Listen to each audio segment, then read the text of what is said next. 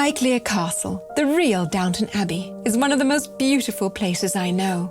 Its meticulously manicured grounds were long tended by head gardener Don Dorset, who lived on the property with his wife and my good friend Gwyn. A curious soul by nature, Gwyn has come to know this expansive estate perhaps better than anyone else over the years. This is your world. It is my world. Highclere has been my world for 50 years. Many people would envy you for that. I know they would. Imagine having nearly 5,000 acres to explore, all just beyond your back door. For those that haven't been to Highclere before, how would you describe sort of the nature in the fields? It's so beautiful. The landscape here is rolling. It's up and down. Nothing stays level unless you level it. Gwyn recognised early that she was blessed with both time and opportunity, and she's long taken full advantage of both. You do many walks a day? 3 or 4 times sometimes. I did a 5-mile walk the other day. And do you ever get bored with the landscape? Never. While the broad landscapes shift with light and the seasons, one of the most surprising elements is the abundance of wildlife on the Highclere estate. There's deer in the morning down in the fields. There's foxes, quite a lot of foxes. They are pheasants around, yes. There's white owl, sometimes you might be seeing on the fence posts. Lots of horses. 9 horses. And they've had 2 foals last year. Yeah, 2 lovely foals.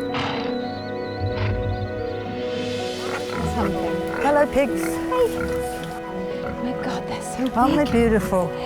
We have now got a pair of white Gloucesters who's had piglets.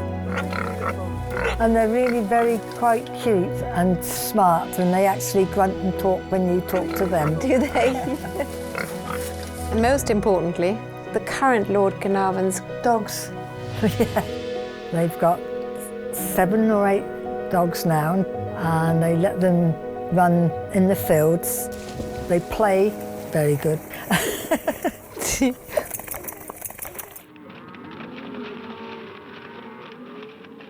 There used to be more livestock on the estate. It was cattle, and I used to help with them. I used to feed the calves, go and take them into the fields and bring them back out again. And I delivered one. Yeah, that was some going. That was really good, really. But there are no cattle here today. No, it's only sheep.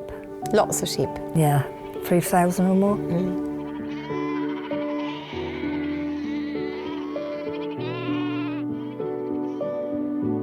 You've served how many earls? 3. Well, I haven't worked for him, but Don did. Yeah, Don did. Yeah. When you came here, it was the current Lord Carnarvon's Grandfather. Yeah. He was a very interested lord. He was a nice old man. He used to go and interfere with Don in the garden. He loved secateurs. Yeah. He used to go around and trim. He helped him out, did he? The Lord helped Don out? Yeah. He had a walking stick, and he walked with one arm behind the back and whopping the dandelion heads off as he went along. Get rid of them dandelions, he was going. Really?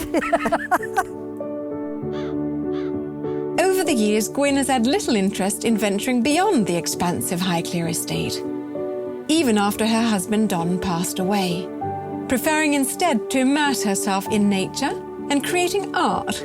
In fact, many people know her as the Butterfly Lady.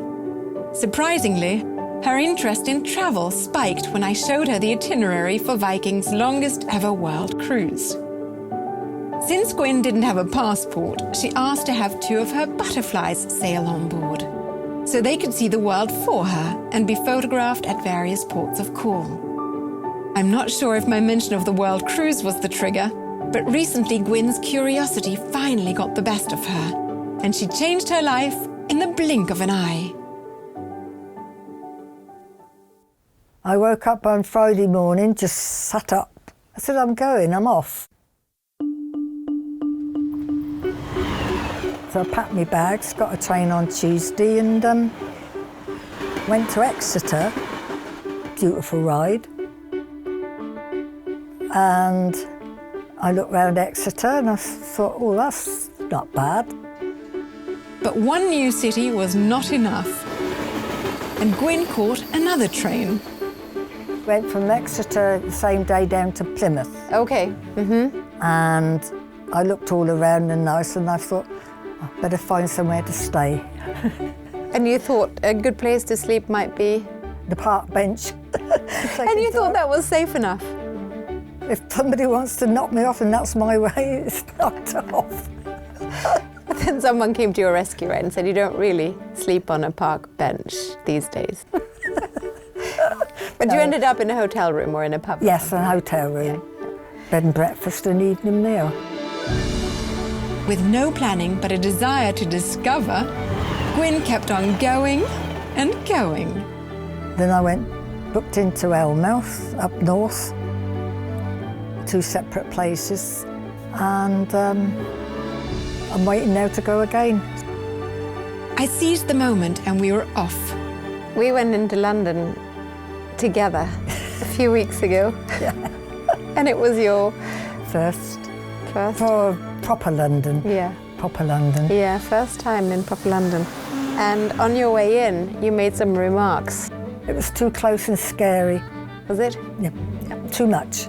The amount of traffic on the road, it was just there, pressing in, too near. A bit different from here. Good grief. Looks just like cage work. And they're in a cage. Jeepers creepers. It's just mind-boggling. Take me back.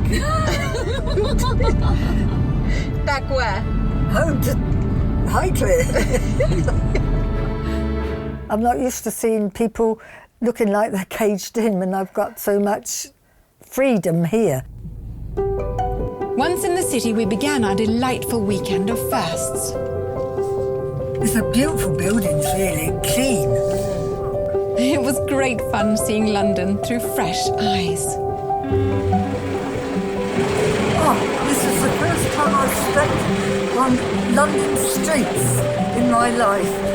With those first steps, Gwyn's spirits were high as we entered Cadogan Hall, where a classical music concert filled this intimate setting with energy and enthusiasm throughout the evening. Conducted by noted composer and another friend, Debbie Wiseman, the performance was sponsored by Viking and was being filmed to be shown later on board Viking ships. Despite spending many of her days in solitude at Highclere, Gwyn was anything but a wallflower and enthusiastically joined in. I had another experience to share here, and of course, Gwyn was game for anything. What I'm in? Yeah. Cadogan. You're in Cadogan Hall and you're backstage. Backstage. You were backstage. It was a chance for Gwyn to experience true privileged access. You're on stage now.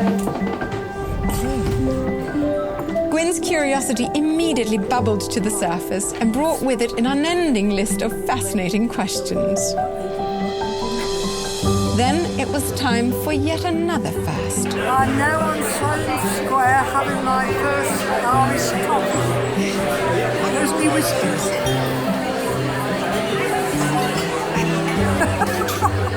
And of course, we couldn't forget Gwyn's handmade butterflies. Rose and George have had a wonderful evening at the concert at Sloane Square. Before closing the day, we took in a bit of the city by night. And in particular, drove by one icon that's a must for anyone who visits London. I am now at Harrods for the first time in my life. I'm looking out the window, admiring it. Beautiful frocks in the front, too expensive for me to even look at. They wouldn't last long cutting a hedge in Highclere. I should never forget this outing I'm on. Why? It's the first time I've done an outing like this with friends. Back or the front? Yeah, we have to go in the back. Can we go to Fulham front, please? To the Fulham Road.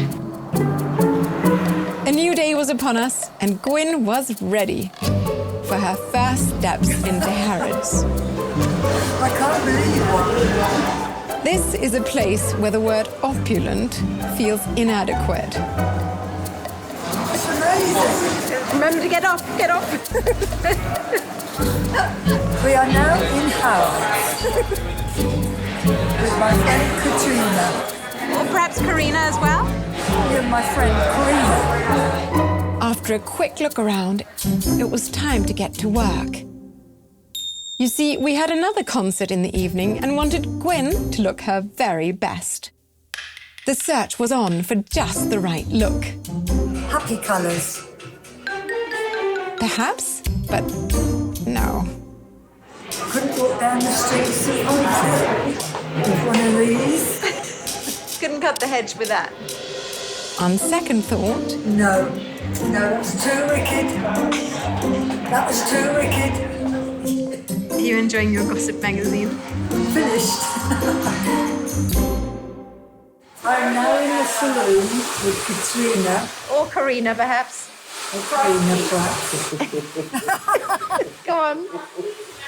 Going to have my hair cut and shaped By Vlad. by Vlad. Oh, Vlad. How about your lipstick? Your The lipstick and powder and paint was on. this trip brought many surprises. But I think my favourite was Gwyn's first ever lipstick. have to put it on. Whoops. There it is. What's the name of the lipstick?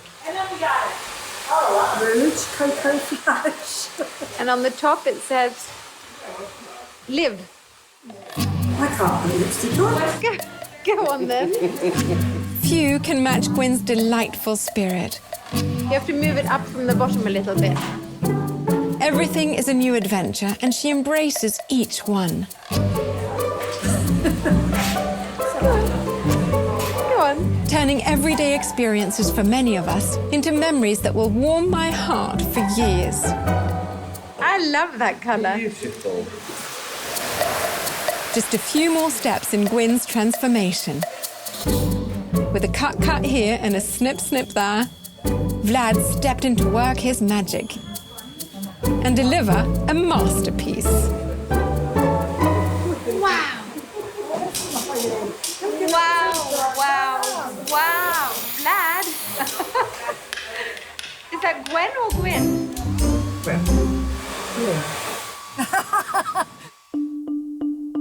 Finally, the evening was upon us, and we set off for one of London's most beloved locations, the Royal Albert Hall.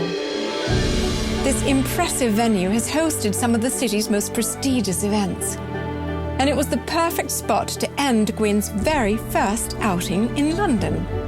I hope she'll long treasure it as much as I will. Where's Gwyn headed next? It's difficult to predict. In fact, after hearing Gwyn's story, a high-ranking member of the House of Lords invited her for tea at the house.